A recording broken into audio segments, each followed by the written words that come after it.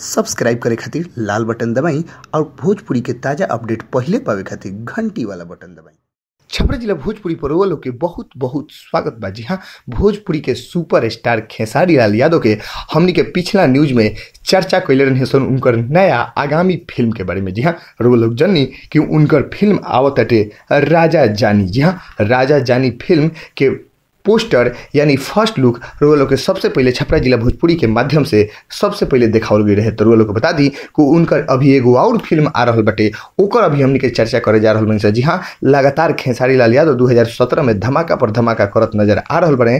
तो अभी एगो फिल्म के फर्स्ट लुक आउट ना भइल ताले दोसर का फिल्म के फर्स्ट लुक रुआ लोग के बीच आ गई बटे। जी हाँ, अगला फिल्म आवता जौना फिल्म के नाम जानल रुआ लोग खातिर बहुत बेसब्री से इंतजार हुई। तो रुआ लोग के बता दी कि वो फिल्म के नाम हटे तेरी मेहरबानियाँ। जी हाँ, तेरी मेहरबानियाँ जौना में खेसारी लाल यादव एक पोस्टर पर अकेले एगो रड लेके बहुत ही खतरनाक लुक में दिखाई दे रहा बने। ऐसे रुआ लोग समझ सकते नहीं कि फिल्म बहुत ही मारधार से भरपूर बा। जी हाँ, ये फिल्म के पोस्टर पर एहू में कोनो हीरोइन दिखाई नहीं खे लोग दे, लेकिन आगे हमनी के स्पष्ट करम सन कि आखिर ये फिल्म में यानी तेरी मेहरबानियाँ में हीरोइन के तौर पर के मौजूद रही, के विलेन रही, के और कास्ट के का करताटे, कैसे सब होता, डायरेक्शन, म्यूजिक डायरेक्शन, लिरिक्स, हर चीज के हमनी के खुलासा करम सन अगला न्यूज में। लेकिन अभी तक ले यह पता चलल बटे कि तेरी मेहरबानियाँ खेसारी लाल यादव के अगला फिल्म बा। जी हाँ, ये फिल्म के निर्माता उहे जिला चंपारण जे फिल्म के प्रोड्यूसर बने सुरेंद्र प्रसाद